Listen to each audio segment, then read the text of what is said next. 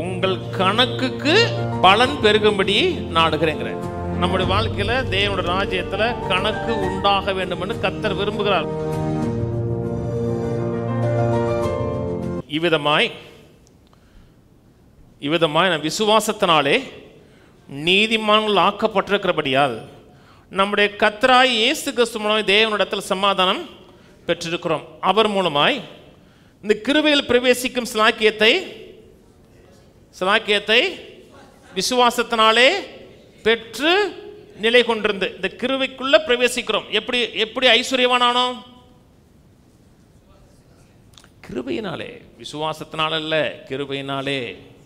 எப்படி நீதிமானானோம்? கிருபையினாலே, விசுவாசத்தை கொண்டு. எப்படி சுகமாகிறோம்? கிருபையினாலே, விசுவாசத்தை கொண்டு. கிருபை ஆஃபர் பண்ணுது. நல்லா கவனிங்க. கிருபை பெருசா விசுவாசம் பெருசானா? கிருபை தாங்க பெருசு.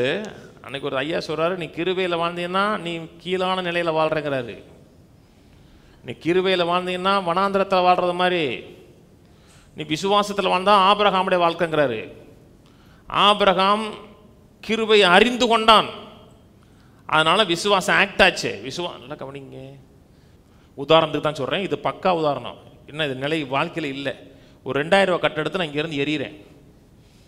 பிரசங்கம் முடிஞ்ச உடனே கர்த்தரா இயேசு கிறிஸ்து கிருபை உங்களோடு இருப்பதாகன்னு சொல்லி முடிஞ்ச உடனே 2000 ரூபா கட்டா தூக்கி எறிகிறேன். என்ன பண்ணுவீங்க? ஓடிடுவீங்களா? வேணாண்டா, இது கட்டதா தெரியுது ங்களா? என்ன பண்ணுவீங்க? அப்படி பிடிப்பீங்க. கேட்ச் பண்ண தெரியாதவங்களுக்குலாம் அப்படி கேட்ச் ஜம்முன்னு வரும். ஏன்னா கொடுக்குறால் ஒருத்தர், இந்த ரிசீவ் பண்ணுகிறது தான் வேதம் ஃபைத்துன்னு சொல்லுது. இது சம்பாதிக்கலை, நான் பிறப்பதற்கு முன்பாகவே செய்திருக்கிறார். நான் சோத்திரம் போட்டு ரிசீவ் பண்ணுகிறேன். கிருபை மேலானது, அவர் மேலானது இருக்கிறதுனால பெற்றுக்கொள்கிறேன். கவனிக்கிறீங்க? கிருபையினால ஐஸ்வர்யமாக்கப்பட்டிருக்கிறேன். நான் ஐஸ்வர்யமாக்கப்பட்டிருக்கிறேன் என்றால் அதுக்குள்ள பிரவேசிப்பதற்கு என்ன வேணும் என்றால் விசுவாசம் வேணும். விசுவாசங்கிற ஆக்ஷன். இந்த பக்கம் ரூம் இருக்குன்னு வச்சுங்க. உதாரணம்னா இல்லை, சுவர்தான் இருக்கு. ரூமுக்கு பின்னாடி கோடிக்கணக்கான செல்வம் இருக்கு. இந்த இடத்துல டோர் இருக்கு. டோர் சாத்திருக்கு. விரும்புகிறவங்க உள்ள போய் எடுத்துங்கிறேன். நீங்கள் போனீங்கன்னா கீழே வந்துடுவீங்க. ஒன்றும் இல்லை, விரும்புகிறவங்க எடுத்துக்குங்கிறேன். நீங்கள் உள்ளே மூவ் பண்ணுறீங்களா, அதை முள்ள மூவ் பண்ணுறது தான் வேதம் விசுவாசம் சொல்லுது. அது கொடுக்குறதுன்னா அவரே நம்மகிட்ட கொடுக்க மாட்டாரா? கொடுக்குற சாமி கூரையை பிச்சுட்டு கொடுக்காதான்னா நீங்கள் சோம்பேறியாக இருக்கீங்கன்னு அர்த்தம். கிருபைக்குள்ளே நீங்கள் பிரவேசிக்க முடியலன்னு அர்த்தம். நான் ஐஸ்வர்யமான ஆசீர்வதிக்கப்பட்டிருக்கிறேன் என்றால் அது என் செயலில் தெரியணும். அதுக்காக தான் கர்த்தர் கொடுக்க சொன்னாரே தவிர பெற்றுக்கொள்வதற்காக கொடுக்க சொல்லலை. கர்த்தர் நான் ஆசீர்வதித்திருக்கிறார் என்பதை கொடுக்க சொன்னார். நான் சொன்னது புரியுதுங்களா? பிலிப்பியர் 4:17 உபகாரத்தை நான் நாடாமல் உங்கள் கணக்குக்கு பலன் பெருகும்படியே நாடுகிறேன்.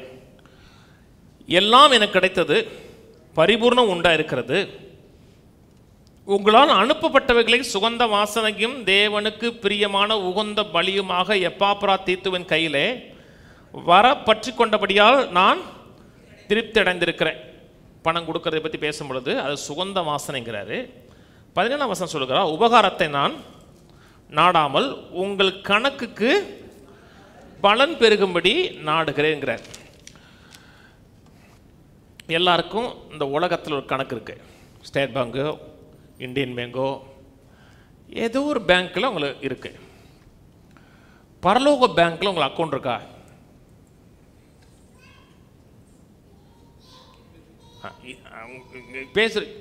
இந்த வார்த்தை நிறைய இடத்துல காமிக்கிறேன். உங்கள் கணக்குக்கு பலன் பெருகும்படி நாடுகிறேங்கிற.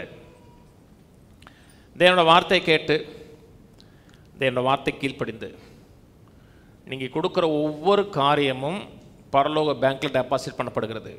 அதான் கவனிங்க. ஃபஸ்ட்டு நீ கதை மாதிரி சொல்கிறீங்க. கதை இல்லை, ஏசுநாதர் சொல்கிறது சொல்கிறேன். ஏசுநாதர் வார்த்தையை விசுவாசிங்க. ஒவ்வொரு காரியமும் பரலோக பேங்க்கில் டெபாசிட் பண்ணப்படுகிறது, கணக்கு வைக்கப்படுகிறது. யார் எவ்வளவு கொடுத்தான் என்று கர்த்தருக்கு நல்லா தெரியும். அந்த கணக்கு பாதுகாக்கப்படுகிறது. பரலோகத்தில் கணக்கு பெருகும்படிங்கிறார். இல்லாத நடிப்பில் கொடுக்க வேணாம். உங்களோட 100 கோடி இல்லாத நடிப்பில் கொடுக்க வேண்டாம். உங்கள் கையில் என்ன இருக்கிறது? 100 ரூபா தான் சம்பாதிக்கிறீங்க, அதுலேருந்து ஆரம்பிங்க. இருக்கிற காசுக்கு உட்காரானக்காரனாக இருங்க, இல்லாத காசுக்கு உட்காரானக்காரனாக இருக்க வேண்டாம். எனக்கு மட்டும் ஒரு கப்பல் வரட்டும், அந்த கப்பல் இருக்கிற காசு அப்படியே ஆண்டவர் கொடுத்துருவேன், அது அப்புறம் பார்க்கலாம். கப்பல் மூவ் ஆகணும்ல. கப்பல் வரட்டும், ஏரோப்ளேன் வரட்டும்.